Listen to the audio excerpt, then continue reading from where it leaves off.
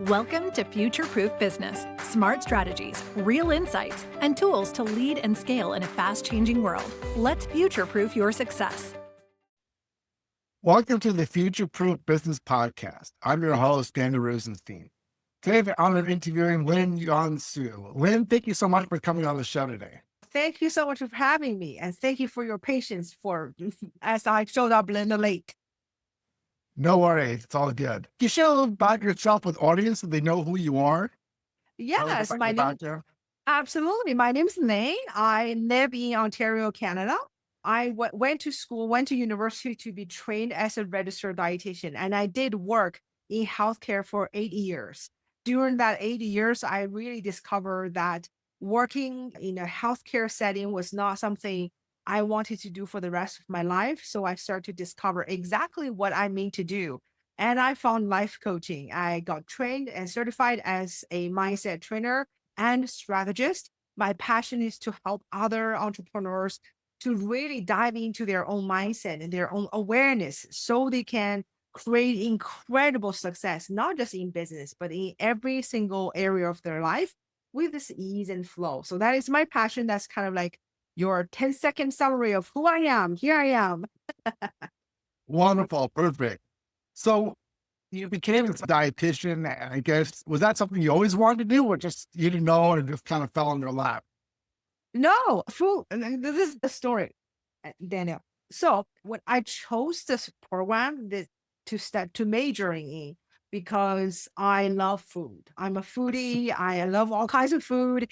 And I have always been very curious about medicine, about human body, because we have such an incredible, mysterious machine we all work with through this body.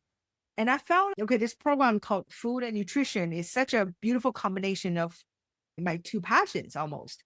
When I was in my first year undergrad, the person who is the professor teaching that course was also the department chair. And she basically said, if you're studying nutrition, you wanted to become a registered dietitian. I had never heard of that word before because I was an international student. I was born and raised in China. I couldn't even spell dietitian. Then later on, I realized apparently the Canadian way and the American way of spelling dietitian is very different. Anyhow, all jokes on the side, that's really why I made a decision to become a registered dietitian. I loved what I studied, but I never really know what it was. I made a decision first. Are you also a cook as well, since you said you love food? Do you love...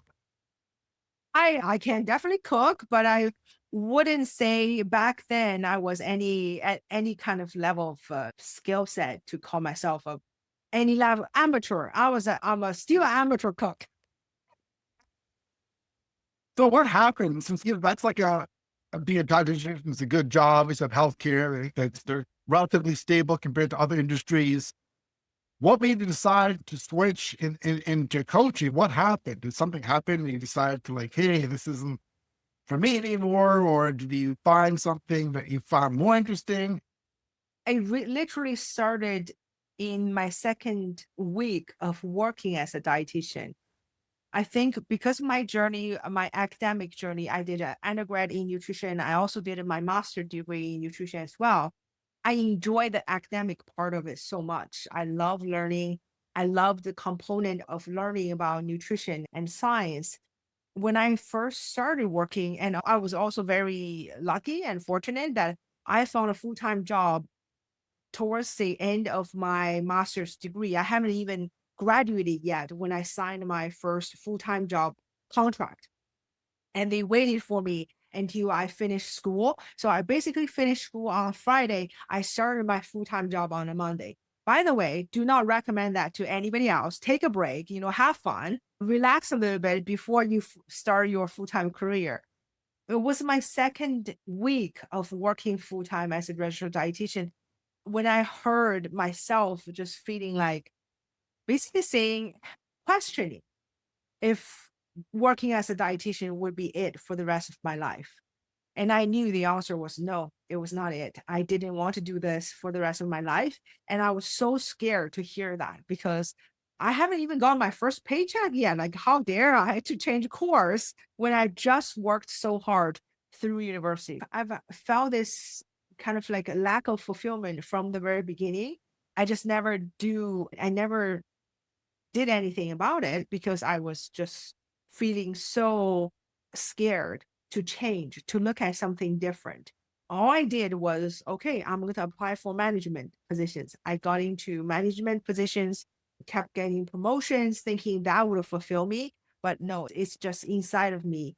There, there was this hollowness of, I know I have more potential. I want to do more, but I'm not doing it through working as a registered dietitian in healthcare. There's so much restriction, so much like politics, as you may understand or feel like there's just so much boundaries, and I felt very confined. And until literally and during that whole time, I think I was always curious of, okay, so what is it that I'm meant to do for my life? What is it? I never, I was very open, but I was only willing to hear the logical answers. Oh, I can do a PhD. I can apply for promotions. I can go back to medical school. So all of those things were very logical and very reasonable, if you would. But that got me nowhere until literally I bursted into tears in the parking lot. That's when the moment I made a decision, I thought something got to change. I cannot keep going like this anymore. And I didn't know what to do. I didn't have a plan. I just made a fundamental decision to change. Something got to change. And that is when everything started to shift in a way. It's my openness and my willingness to hear what are the other things that's possible for me. That's when I discovered life coaching, and as they say, the rest was history. Wow, that's really amazing. Thank you. A lot of people, they romanticize. I've talked to a lot of people that they're not happy with their job, and they have this dream that maybe one day they'll go in business, but it's very scary for a lot of people to just get up and leave what they call a safe job where you're getting a steady paycheck every week, every 2 weeks, every month, whatever it is. How is it you're able to like make an adjustment where all of a sudden it's like going from that steady paycheck to doing something different? Honestly, I didn't even know. I did not think it through. Okay. Full transparency. Because I think part of me is always this person who's, I'm going to make it work. I don't care. I'm just going to make it work. It got to make it. It got to work out. I think there's a certain stubbornness about my personality. When I left my full-time job, I just felt like it was time. And I have already been building a business, not just my coaching business, but another entrepreneurial venture alongside of my full-time job. By all means, it was not nowhere to replace my full-time job because I got paid fairly well back then. But I just feel, you know what? I see the possibility. You know what it is, Daniel? I'm literally having a aha moment right now. Is because I kept focusing. My mind was focusing on the possibility, not on the scare stuff. I'm not saying the journey was all filled with, oh, it's so easy. No, hell no. Heck no. Being an entrepreneur is a journey that's, especially if you have never done it before.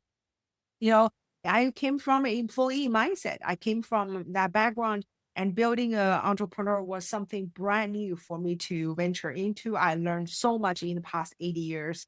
I had incredible successes and made miserable mistakes and failures.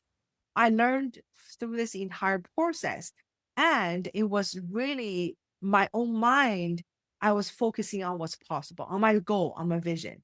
And knowing that it's not even knowing that, I guess it's just this, my mind was pretty, in a way, tunnel vision. That is my goal. That is my vision. I know that's possible because other people have done it, and I can do it too. So that was kind of my mentality when I left my work. So you feel like your mindset becomes up before strategy. What actually breaks when people reverse that order? That Oh, they focus on the strategy without having that mindset.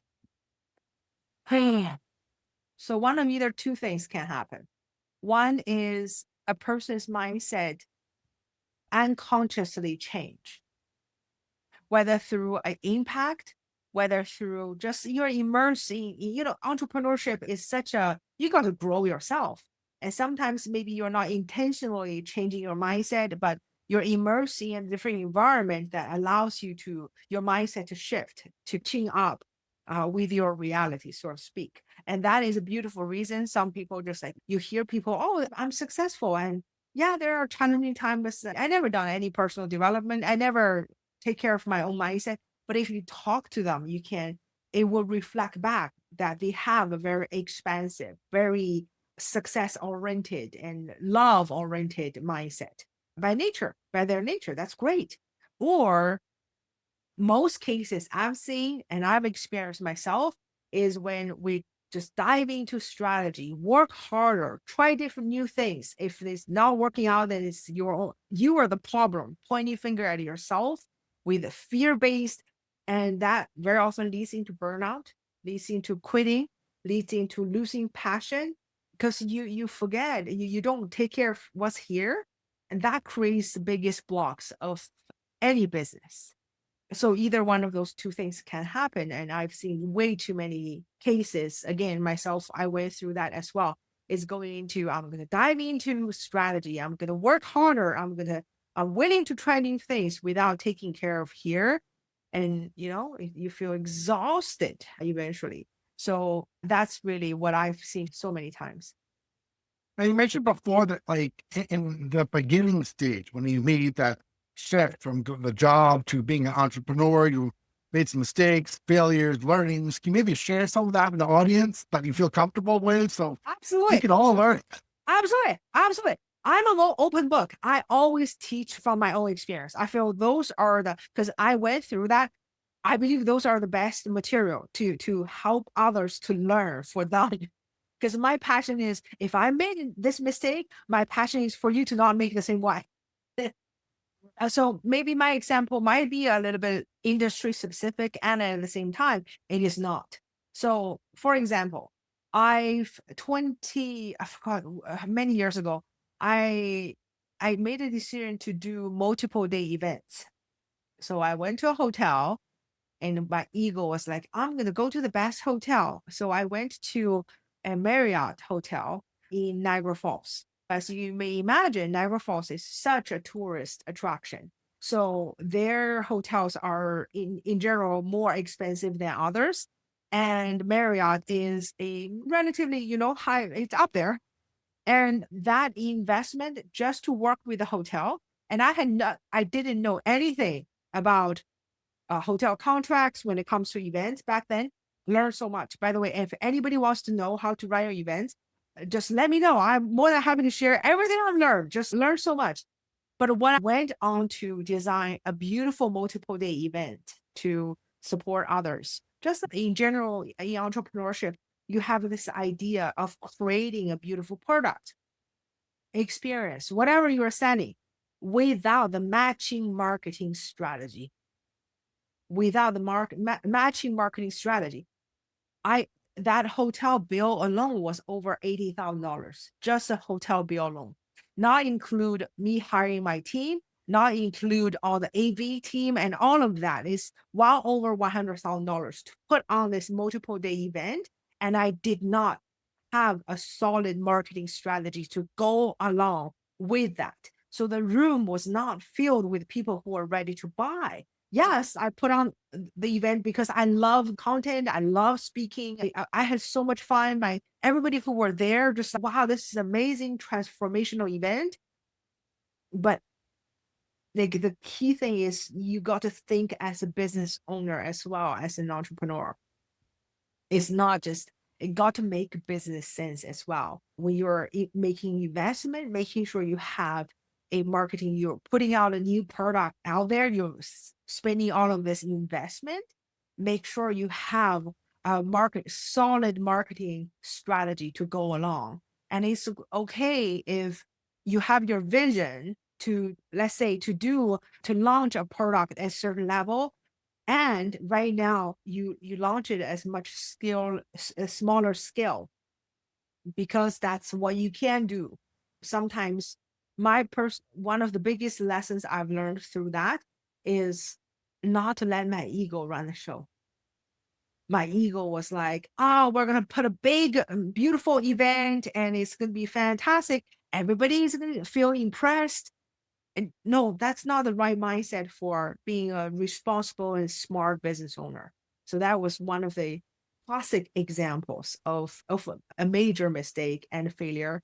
And again, I own it 100%. I don't regret anything, but my passion is if I hear somebody else, especially coaches, when they say they want to do multiple events, and that's always something I want to share with them, making sure they have a solid marketing, like they're going to put up an event, they're going to fill the room with qualifying buyers, not just people who would be benefited from the content, but also a lot of people who can buy your product. So it's the return on investment, ROI. I didn't even know what ROI was. Like people was like, ROI, what is that? I didn't even know what that was. That's how just like ignorant I was about entrepreneur and business. I learned all of that along the way. Another mistake that I've made not once, multiple times, is when I was coming from fear, looking at business. Oh, I got to make some sales, and I came from this getting mentality. I got to get clients so I can pay my bill or do whatever. And that fear, especially in the work I do, because mindset is all energetic. If you're operating from fear, then the result is only going to feed more into fear. And I've attracted not quite a few, maybe 2, 3 clients who are really not a fit with me. And I didn't have a great time working with them, and they didn't have a great time, having me as a coach. And there are a couple of cases where they asked for a refund. And even though our contract said clearly there's no refund, there's no quitting, and yet, so it was just got quite messy. So, and that's another thing why mindset is so important. You got to come from this, I have something of value. This is what I love doing. I'm serving from that space to attract clients rather than I got to get people. That's my personal experience anyway.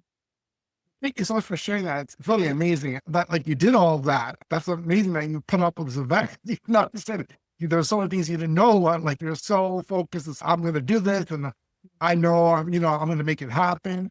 And I give you a lot of kudos for doing that, because a lot of people, they're afraid just to put themselves out there. Especially like in the coaching world, I talk to a lot of coaches, and I find that one of the biggest stumbling blocks is that they want to be a coach. They're excited about it, but then when it comes to putting themselves out there, they're like, right. Yeah. And again, that is all coming from here, their mindset. Yeah. So I wanted to ask you, my next question for you was, like you talk about the importance of mindset, but what specific mindset shifts did you have to make from going, to becoming a successful entrepreneur? One is, despite all of the specific knowledge about running a business, being smart about business, is the mindset is around connect with your passion. Every entrepreneur, I believe, we start a business because we're passionate about something. I don't care if it's about ice cream or hot dogs. Like you're passionate about something. Remind yourself why you love what you do so much. Because business is running a business. There are a lot of nitty gritties that are not directly connected with your passion. If you don't feed your energy, your own mind, remind yourself why you love what you do, your own why. Very often it chips away all of those, the marketing, the sales, it can chip away your passion.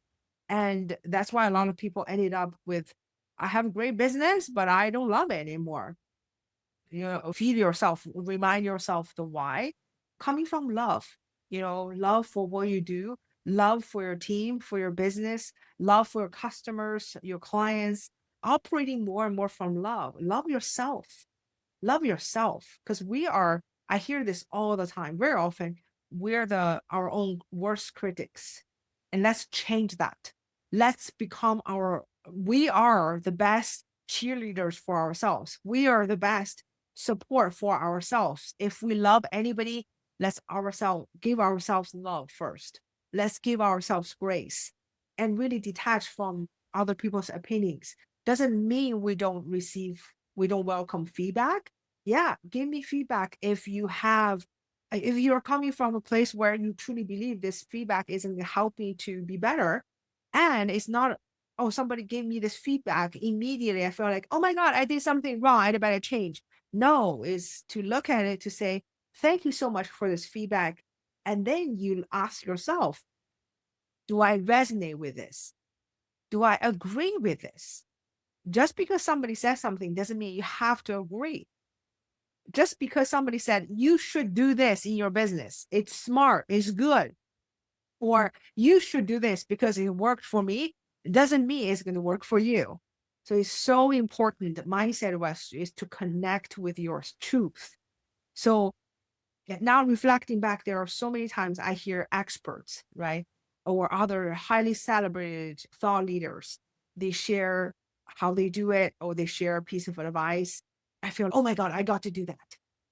And without really checking with myself, and later on reflecting back, I could tell in those moments, I didn't love those ideas. I did not love those ideas, but it was because of my ego was like, oh, so impressed. I'd better do it because they are so successful. I need to do the same thing. I think those are the fundamental.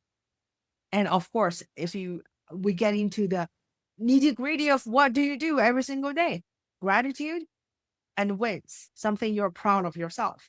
This is not coming from an egocentric place. This is humbly recognizing, this is what I've done today. And sometimes it's, yeah, I failed that thing. But guess what? Yeah, I failed at a multiple day event one couple of times. I did those multiple day events.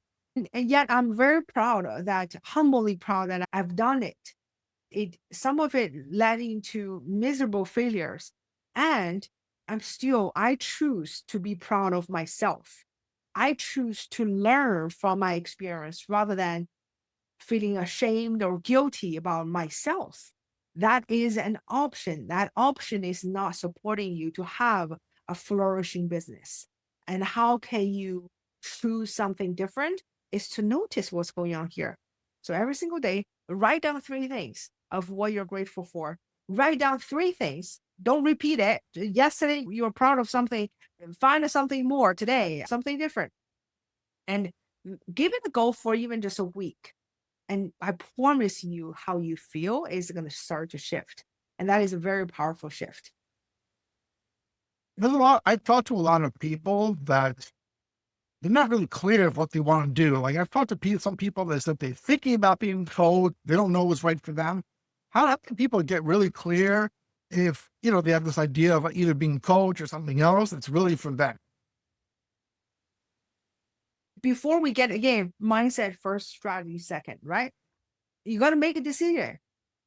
And here's the thing, it's not, okay, I decide to be a coach, so I'm going to quit my job on Monday and just forget about it. No, it's you make this decision to say, all right, you can make a decision and say, I'm going to do an experiment. This is not trying. People say, okay, I guess I'll try. No, trying is not doing it. Trying, you're telling your mind, I'm not doing it. Whereas I'm doing an experiment is you got to do it. Just like any scientific experience. If they're not, we're trying this research. No, they're actually doing it. They're finding out the result. So you can say, okay, let me make a decision. Is it yes? 3 kinds of decisions. Yes, right now. That's the only yes question. Yes decision is yes right now, or no, not now. And the third one is no, not ever. Right? So yes right now, no, not now, or no, not ever. A lot of people, this slimy energy, and later on they feel frustrated. They feel I've wasted time. It's because they are in this, I don't know, let's see. Well, I don't know. I'm not sure. Maybe not. Okay. Yes, I'm doing that right now. Next thing you do is you call your best friend. Hey, give me $20 an hour. I'll coach you. Let me do an experiment. I'll buy you a $60 Christmas gift. What do I exchange? Right. That's strategy. That's it. You do an experiment. I literally started with, I was not certified. I just feel like this calling of, I would love to be a coach.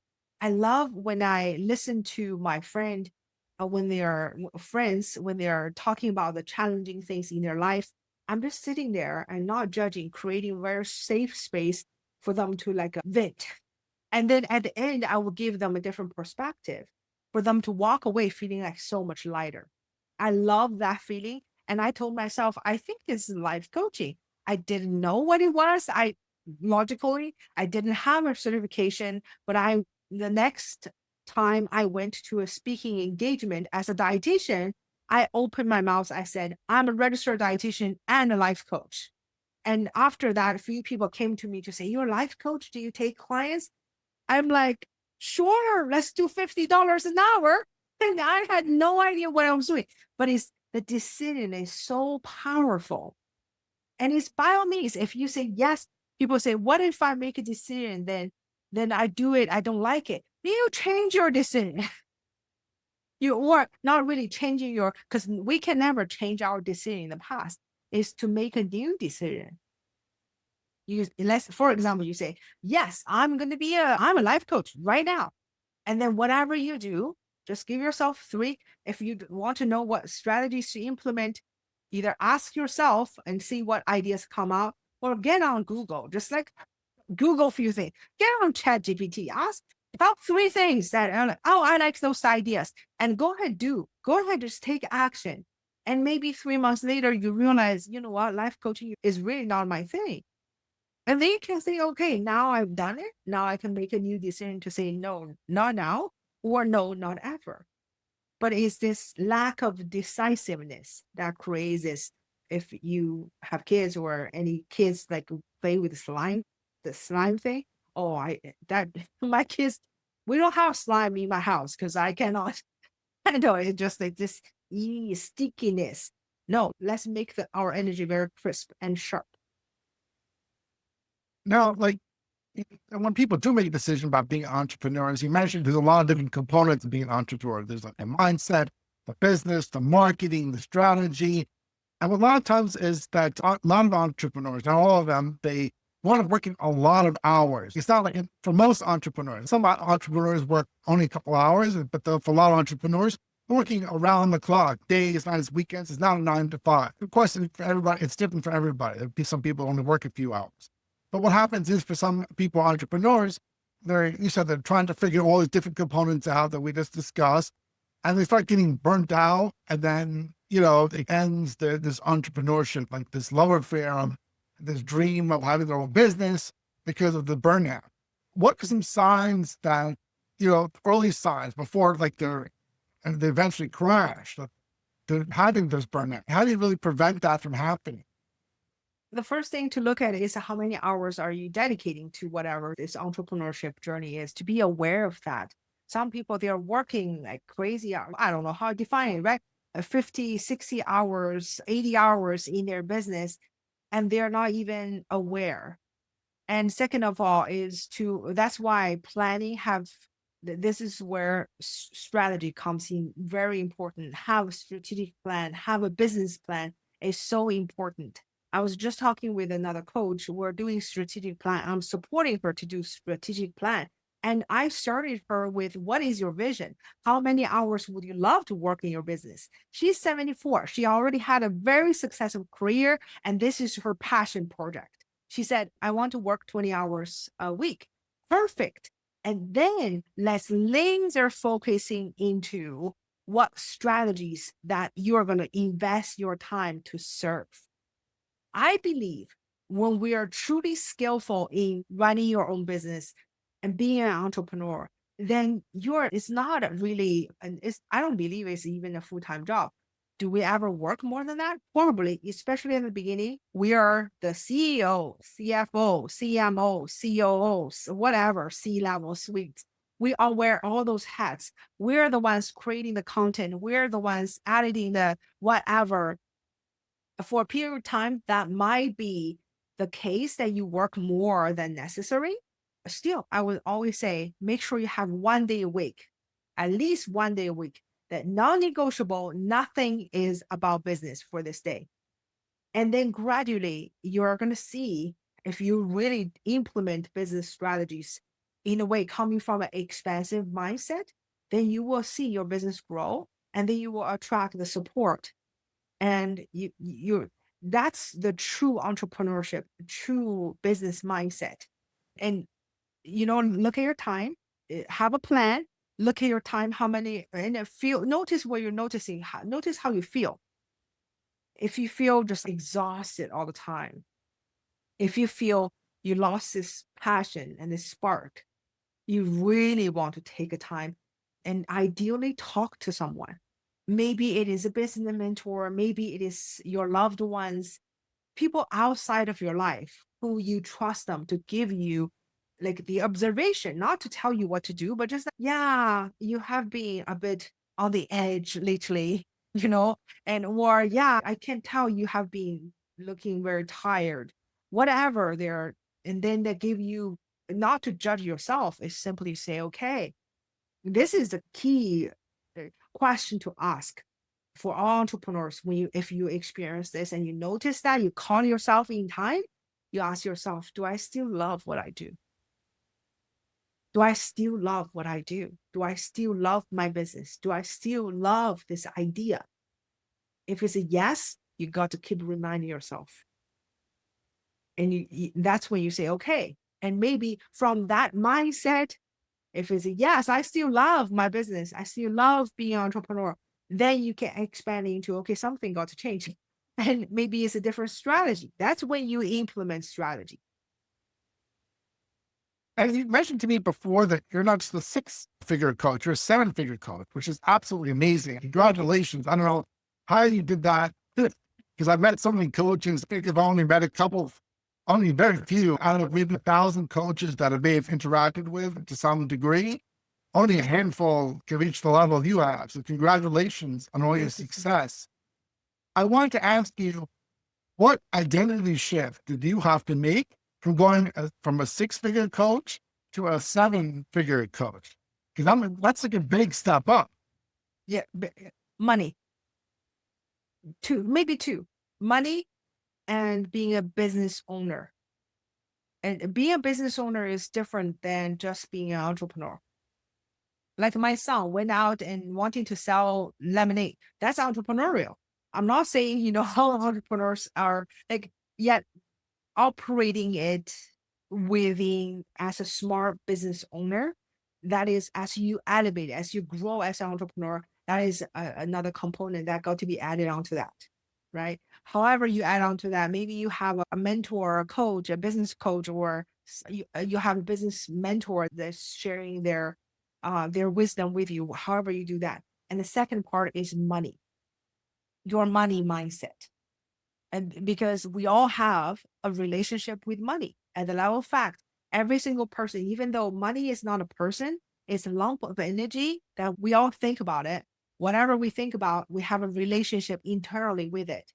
Too often, I see that people cannot open their mouths to ask for money, or they stuck in the, I can only ask for $50 an hour.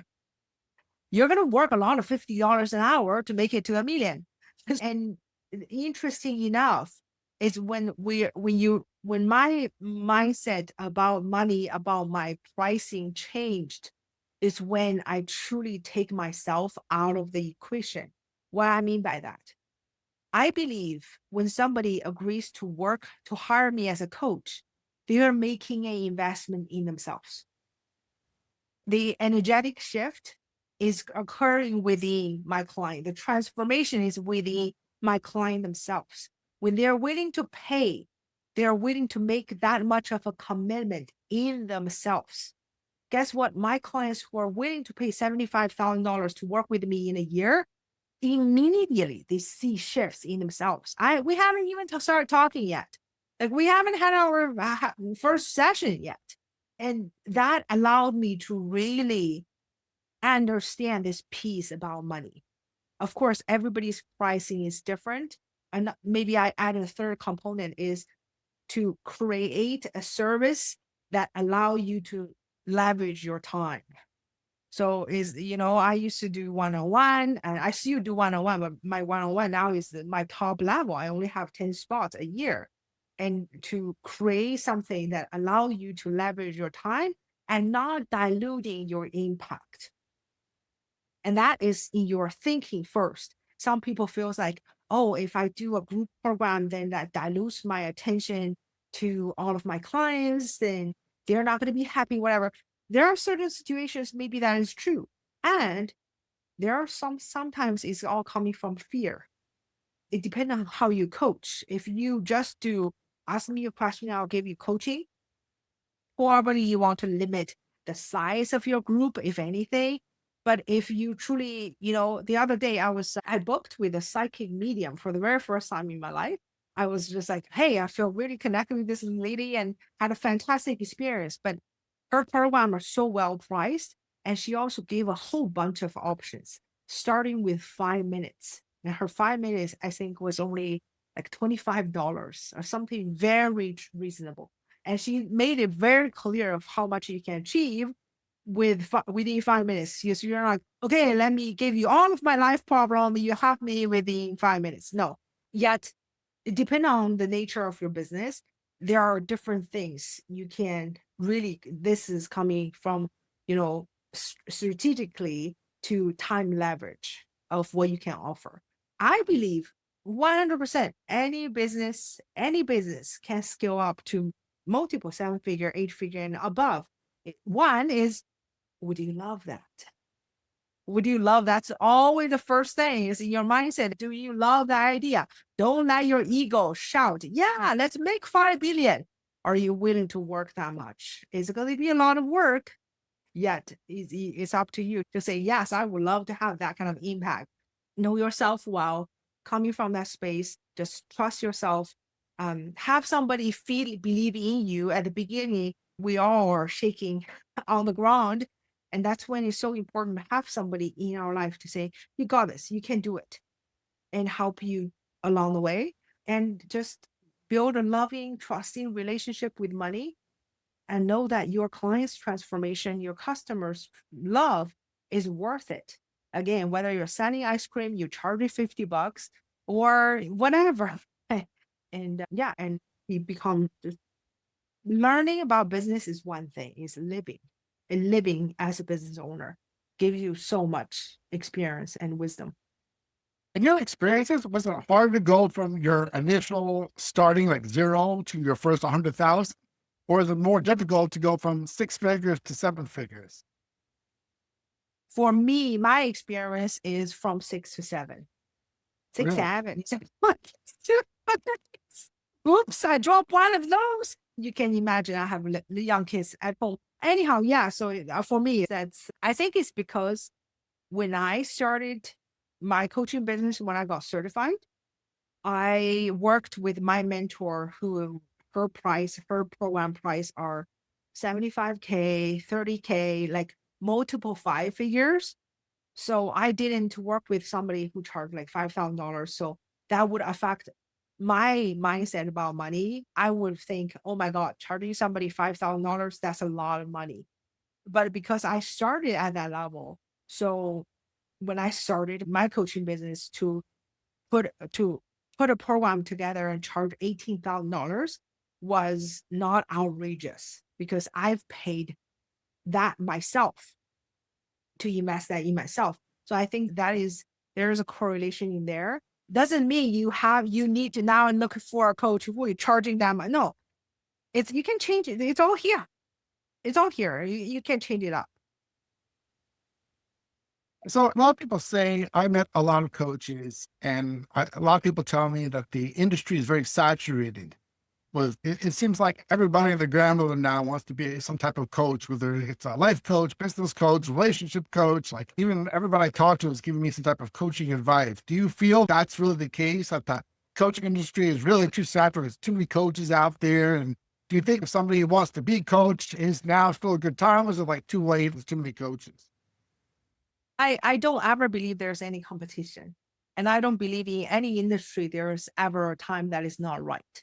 Again, it's all coming from your burning desire, your desire of, I know this is what I'm meant to do. This is my God-given gift. This is my soul's purpose to do through this lifetime. There a lot of coaches? Yes, there are more than before. And the reason I say there's no competition is because who I am is very unique. Somebody who jives with you may never care to listen to what I have to say, and vice versa. And so that uniqueness makes ourselves, truly there's no competition. People I'm meant to serve is they are not going to tune into nobody else, and when you truly understand that, and it's you got to cut through a lot of noises there, especially we're talking about social media, whatever. And social media is just one way of creating a coaching business. Myself, I didn't really utilize social media when my business took over to 500,000 a year. So it's when you believe, when you do what's authentically you, when you work on your business skill set and work on your money mindset, and coming from this place of love and serving, and hanging in there as well. Because there are times where I think most coaches or any entrepreneurs have had the moments where I just want to quit.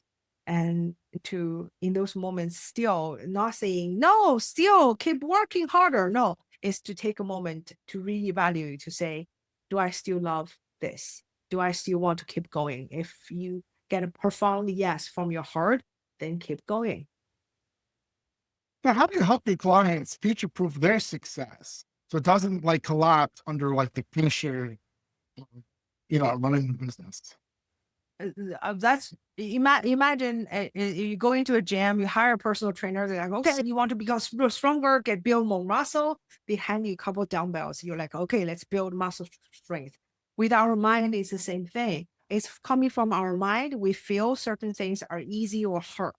It's coming from our mind where we're entertaining fear or we're leaning into love. That's why I spend most of my time with my clients strengthening their own thinking and mindset. And then from there, we'll implement strategy, not because I said you should do this, but I help you to discover what strategy that works for you, because it's that you take on action much easier. You can really cut the distractions and the shiny object syndrome to be able to laser focus on any business strategy, any strategy. It's two things. One, do you love it? Do you have a passion behind it? And two, consistency. If you have those two, your success is inevitable. It's very simple. It's that simple. It truly is that simple. But it's to understand those two things that takes the study of here. So now that you've been through this entire journey, what does success look for you now? Like how do you view success at this point? Success is about this peace, this feeling of peace and freedom and calm, this calmness, the freedom of, I can look at, I choose today's Saturday. I just don't know if your listeners know that, but we're recording this on a Saturday, and I can make the decision to say, I would love to connect with Daniel and to be on his podcast, despite it's a Saturday, because I would love that. It's coming from conscious, not saying I have to do this because this is a business activity. That's nothing wrong with that. It's just very different energy. Success, it means to make the impact that matters for you, whether it's through what you do. And it's also, I believe, in the way of giving. In the way of giving, people think, oh, do I need to donate to a church or to a charitable foundation? That's part of it. I believe giving is first, give yourself grace, give yourself kindness, give your loved one, your immediate family, your community, and then giving into the bigger cost. So that is how I define success nowadays. And again, that is my definition, because every single person's definition of success can only be defined by themselves. Nobody else can define that. So what do you hope somebody who was listening to our conversation today get out? What you want them to get the most out of? If they're aspiring entrepreneurs, they're tossing the idea of, oh, I have a business idea or I want to be a coach. I'm holding for them is to make a decision, a clear decision. Again, yes, right now, no, not now, or no, not ever. If they are already in business, in the trenches, in the days where it's like, oh my God, I think I'm going to either go back to find a job or whatever, my invitation for them is take a pause, take some breath, and ask yourself if you still love your business, love this idea, if you still are in love with your why. If you are, keep going. Maybe you find a temporary job just to get by on means, that is totally okay. It's just don't give up on your life force. If you are already highly successful, I challenge you to keep dreaming bigger, because as long as you're breathing, you have more, you can create more. If somebody had any question about compensation today, or they're interested in your coaching services, what are the best ways they can reach out to you? Yeah, reach out to me by email. I can leave my phone number. That's going to be my direct cell phone number. Sorry, I don't answer my phones on Sunday. Just that's non-negotiable. And I just love to help others to discover their potential and give them just one or two very different angles of ideas or strategy that helps them to really amplify their result. That's what I'm passionate for. So always feel free to reach out. Well, Lynn, I want to thank you so much for coming on the show and sharing about your experiences and your wisdom. I think like you're an amazing person for going through all these things, helping people. And I think just sharing your story, you're going to help a lot of aspiring entrepreneurs or entrepreneurs to give them some clarity. So thank you so much for coming on the show. Do you have any final words you'd like to share with the audience before we set off for the day? Thank you so much, Daniel. I'm very grateful to have this opportunity. Again, thank you so much for your grace for me being late. And truly is, I think you are great. You're passionate in what you do. And this, I know that every single episode you put it out, there are people who are listening to it, just feeling, wow, I need this so much. So I want to celebrate you and say thank you so much. Thank you so much. Thank you, Lynn.